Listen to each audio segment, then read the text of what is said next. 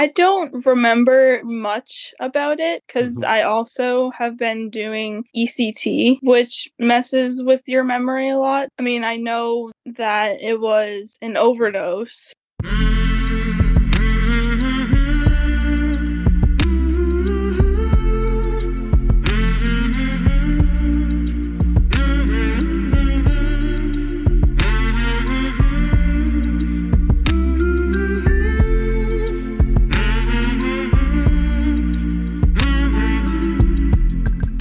Hey there, my name is Sean and this is Suicide Noted. On this podcast, I talk with suicide attempt survivors so that we can hear their stories. Every year around the world, millions of people try to take their own lives. We almost never talk about it. We certainly don't talk about it enough, and when we do talk about it, many of us, including me, aren't very good at it. So one of my goals with this podcast is to have more conversations and hopefully better conversations with attempt survivors. As always, a giant thank you to all the attempt survivors who have joined me here to talk so openly throughout the years now, and of course to everybody who listens. Really appreciate it. If you are a suicide attempt survivor and you'd like to talk, please reach out. hello@suicidenoted.com, on Facebook or Twitter @suicidenoted. If you'd like to learn more or support the podcast, you can check the show notes. And one quick and simple way you can do that is rating and or reviewing Suicide Noted on the Apple Podcast platform. It really does help people find it, and we want more people to find it. Remember, these conversations are in part to help more people in more places feel a little less shitty and a little less alone, and we could always use your help. Thank you. Finally, we are talking about suicide on this podcast. We don't hold back. So take that into account, please, before you listen or as you listen. But I do hope you listen, because there is so much to learn. Today, I am talking with Emily. Emily lives in Massachusetts, the Commonwealth, and she is a suicide attempt survivor.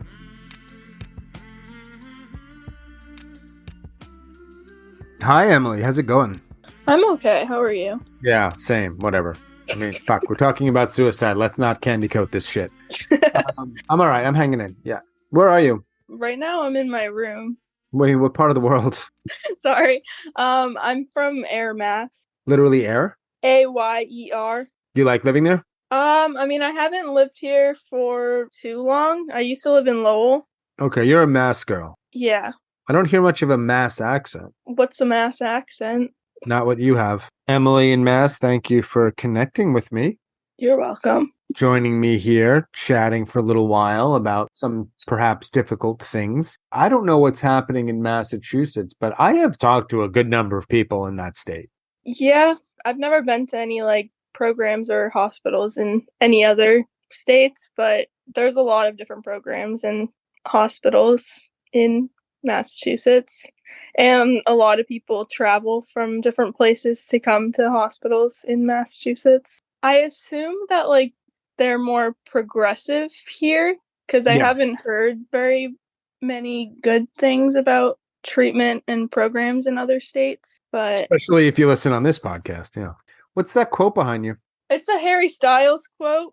It says treat people with kindness. I don't think Harry Styles necessarily first said that, but we'll give him credit. How many suicide attempts do you have? Let's just jump right in. I don't know. A lot. I've had one where I was intubated before. I don't even actually know. I've had a lot, especially in hospitals and stuff. I've attempted a lot.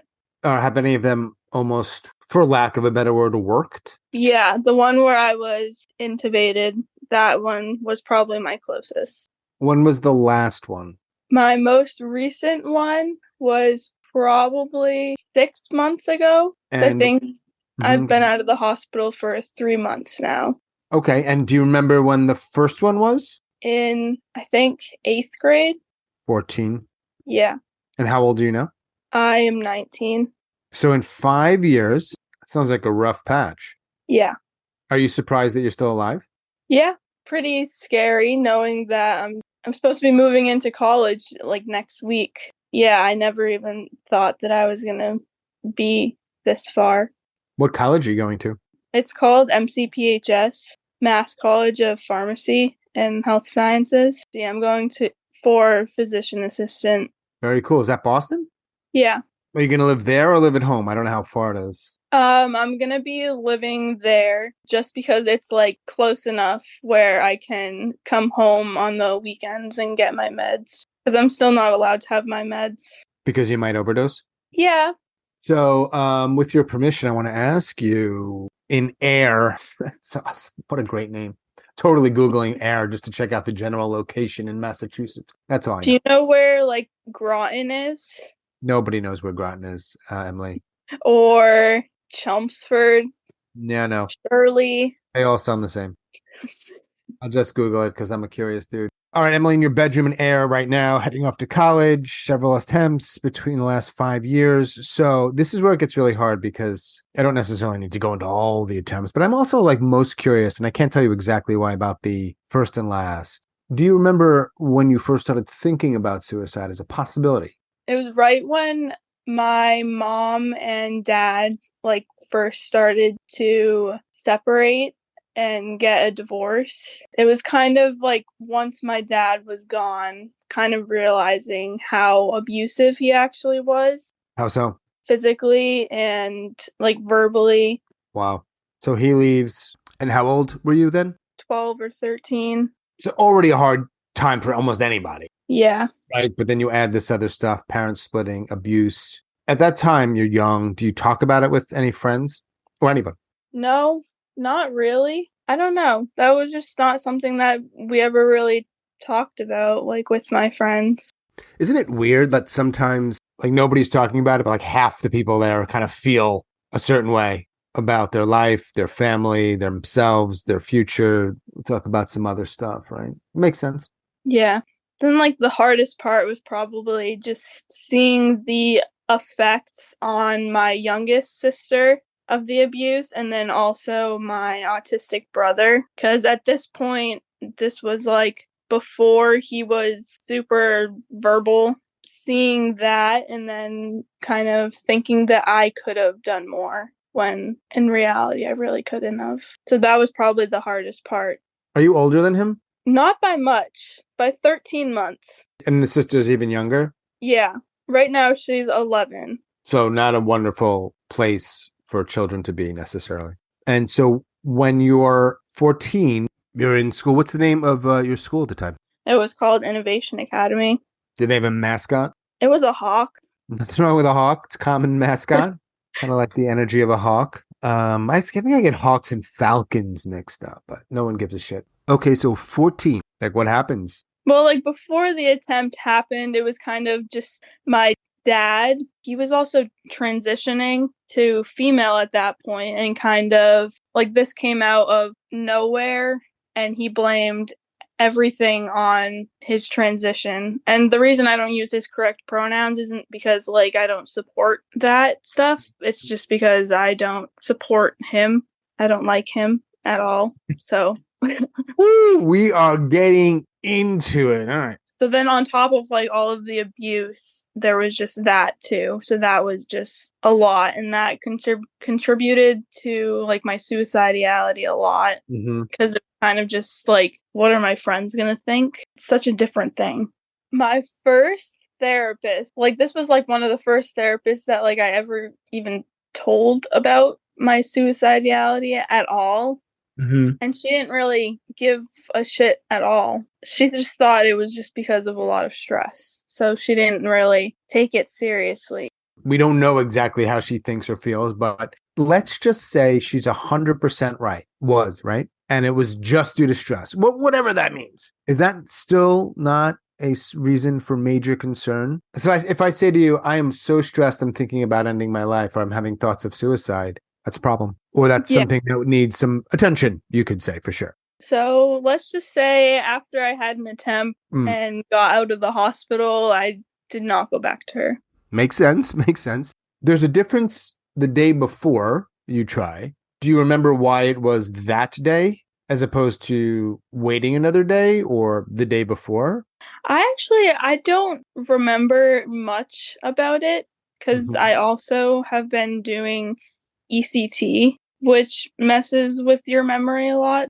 I mean, I know that it was an overdose. Okay, obviously you survived. Do you remember what happened? I think it was because I like texted a friend, and then my friend kind of realized this isn't right. So she messaged my mom, and then that's how I ended up at the hospital. Your mom found you, what, near unconsciousness?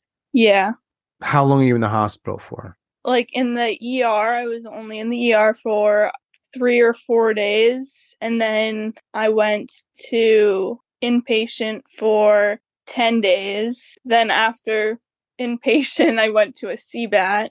I don't know what that is. It stands for community-based acute treatment. It's basically like an inpatient, but like not as intense. It sounds like it's a progressive idea, even though it's not that progressive. But Massachusetts, we like Massachusetts, taking care of its people sometimes. 2 months in the CBAT. Was that your first sort of, for lack of a better word, introduction into the mental health thing of going places and getting treated? Yes. Other than your therapist, right? That has to be a bit of a mind fuck for a kid. Yeah. Like those 2 programs, I was on my best behavior. I mean, other than like maybe a little bit of like self-harm, I was on my best behavior because I was scared. And then the other times, I didn't really give a fuck.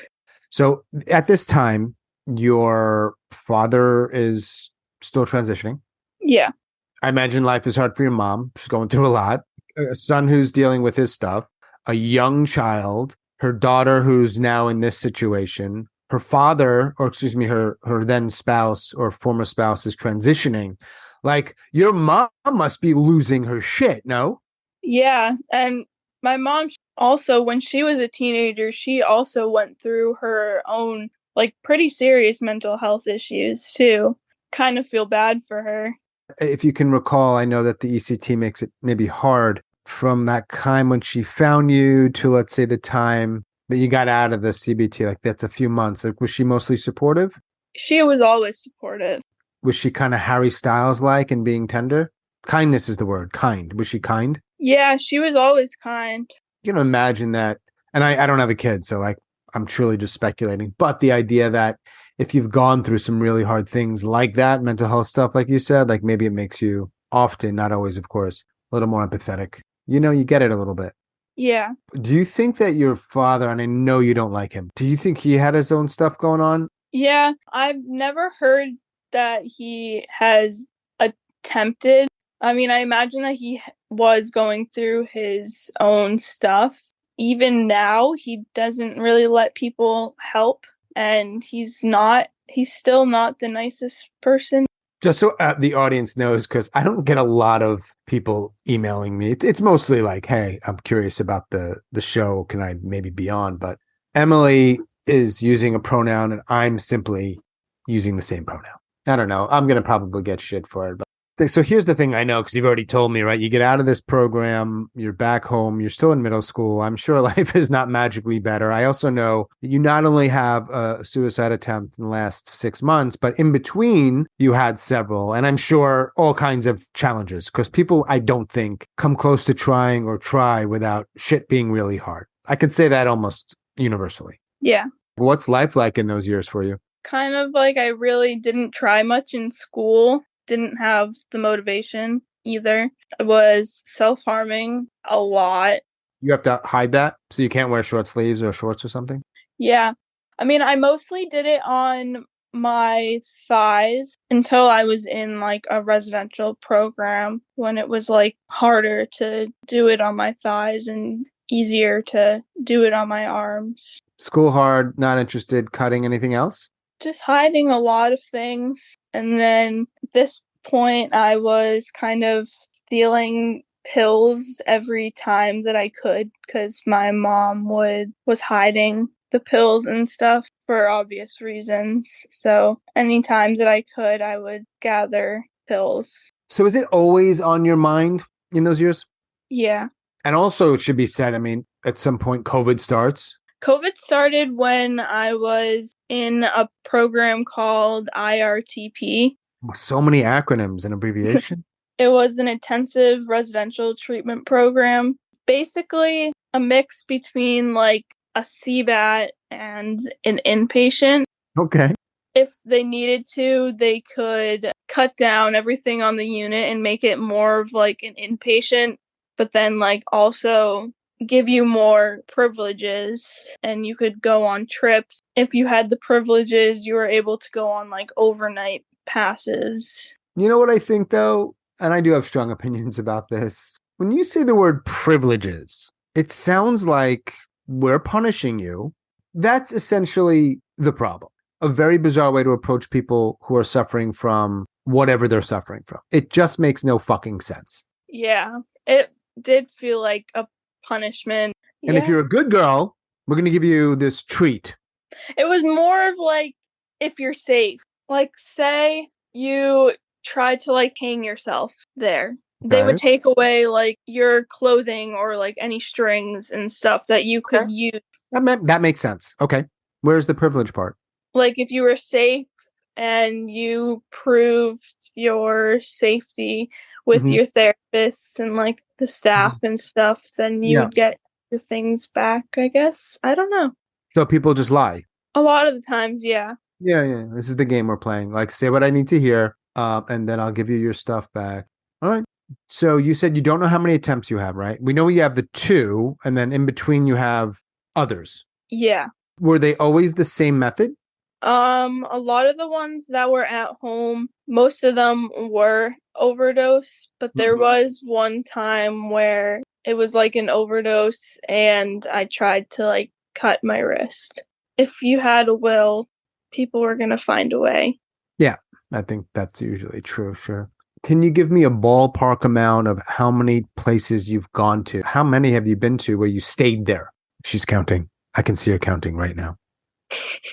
Doesn't matter the exact number. Don't worry about it. 8 different inpatients. Went to CBAT twice.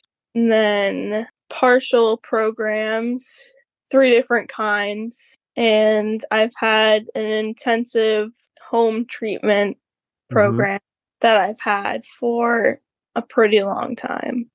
All right.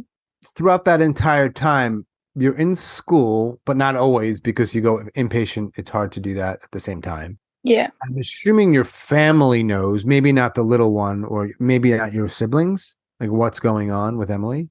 They kind of knew, because kind of at the same time, they sort of were starting, not like the same exact things, but definitely like they were starting to go through mental health problems.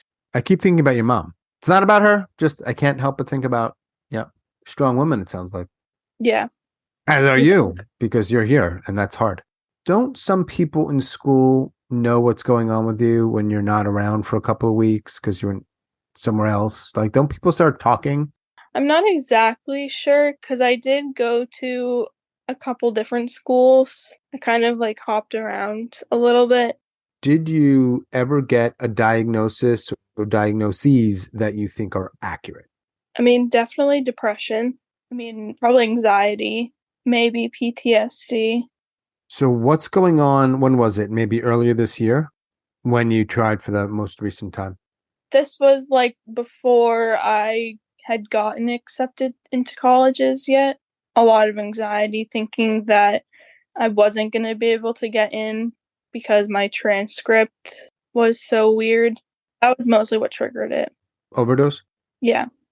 Mom found you? I think so. Hospital? Yeah. At some point, is it like, especially if you're going to like the same hospital, you start to see some people that you're like, oh, hey, I know you. Yeah, that has happened. Would you say by and large, your experience in these places has been helpful or not?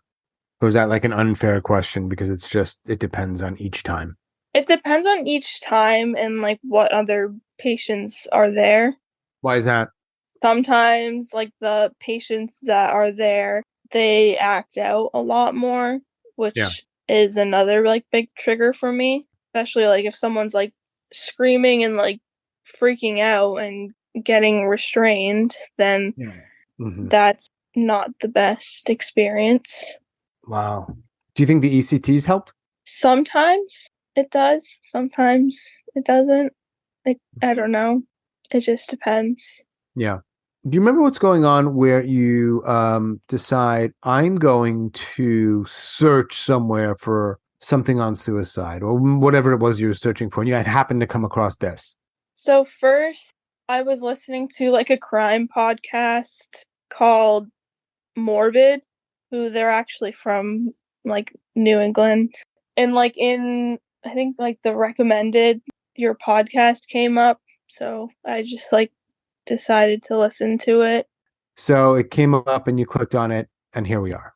I don't know the exact number of people who listen and what they're going through, but the great majority never reach out. But you did. So why did you want to actually talk about it with me and have other people hear this conversation? I mean, mostly because I feel like I do have like such like an intense story, and I am going to college. I think that's kind of cool. Very cool. Also, I listened to a lot of your podcast, and I didn't hear much about like ECT. Heard that ECT can be helpful for a lot of people. Mm-hmm. When you say you have an intense story, what's the most intense thing of it that makes it different? Other than it's your personal story, of course, so it's unique to you. I mean, it's not like super different from like a lot of people, but just like being in and out of hospitals a lot. I wasn't always the best patient. I didn't behave very well in hospitals. What do you mean? Because like after a certain amount of time, I was just like in and out of hospitals so often that I was just tired of it, that I didn't really care. So you're Yeah. screaming and yelling. Are you trying to escape? Are you like what are we talking about here? I mean, most of it was like hurting myself and then not stopping Mm. until like staff had to actually stop me. It was triggering for me when other people did it, so I don't know why I ended up doing it too, but yeah, I don't know. Do you ever wish that any of your attempts had been successful or you had completed and you were not alive anymore? Yeah, Do you wish that you weren't alive right now as we speak? sometimes. Does that make it hard to plan for the future, including college, when you feel that way? Yeah. I feel like I'm starting to sound like a therapist, which is not what I want. It must be like a lot of, maybe this is a silly thing to say, but like internal conflict to feel like I'm going to go to college and I'm going to prepare and it's going to be probably a lot of hard work for several years. And I'm not sure if I want to be alive. Yeah. And then like also seeing my scars all the time as a constant reminder isn't Yeah. the best either. I wonder if there's certain things these days with like lasers that can remove the scars if you wanted to. You can. Just like they won't do it until you're self-harm free for like a certain amount of time.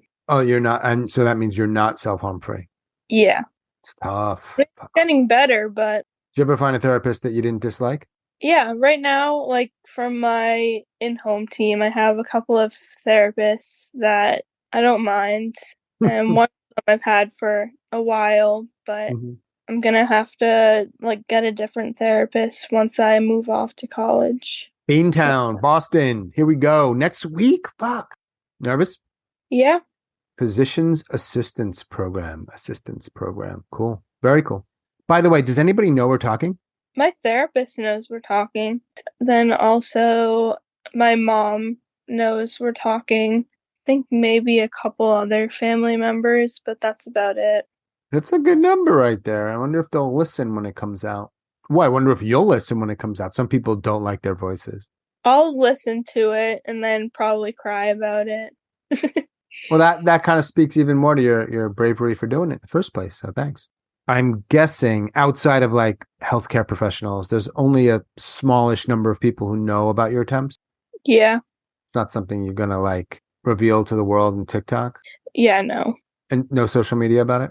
No. I don't really post much on social media. I mean, I use social media, but I don't Yeah. really post. I mean, you're 19. Yeah. You're gonna be snapping a little bit, no? Snapchat and talk with my friend, but that's about it. So this is a big move. This is a big step. Yeah. And also letting strangers know is a little bit different than letting like friends know. Those are two different things. It feels like it to me. Does anything help you feel better? My dog, the Boston Terrier. Are you about to show this Boston Terrier to me? Yes. Oh, this dog has been waiting patiently because Emily's like picking him up or her. There's the little Boston Terrier. What's his name or her name? His name's Brody. What a cutie. Dogs are fucking awesome. Yeah, he's pretty good. Are you his main caretaker or is it like a family dog? I mean, he technically is like a family dog, but he's mostly mine. Taking him to college? I can't. Fuck. All right, Brody helps. That's very cool. Do you have anyone outside of healthcare professionals, or perhaps even including that you can talk to about this kind of stuff? Honestly, truly honestly. Like including, I'm not sure I want to be alive anymore. Probably my mom, because she really does understand a lot. Yeah, probably my mom. Go mom. Go Brody. Yep, Do you think you're going to be alive to finish college? hopefully. Yeah. Can you imagine a year, 5 years, 10 years out, or is that sort of blurry? It's kind of blurry. I mean, I tried to not think that far because then I end up thinking like just like really dark. So I just end up thinking more about like the present. Are there any myths that you want to dispel? Is there anything that you think this is total bullshit? This doesn't make any sense. I'm tired of hearing this or that.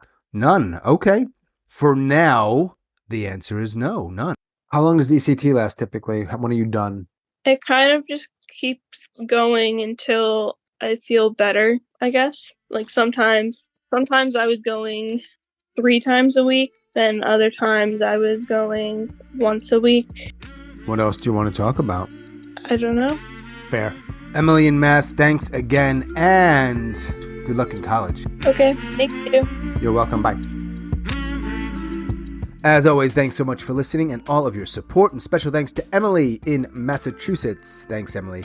If you are a suicide attempt survivor and you'd like to talk, please reach out. hello@suicidenoted.com, on Facebook or Twitter @suicidenoted. If you'd like to learn more or support the podcast, please check the show notes. And of course, as always, you can rate and review this podcast, Suicide Noted, on Apple. It really helps people find it, and we want more people to find it. Remember, these conversations hopefully help more people in more places feel a little less shitty and a little less alone. And that is all for episode number 183. Stay strong. Do the best you can. I'll talk to you soon.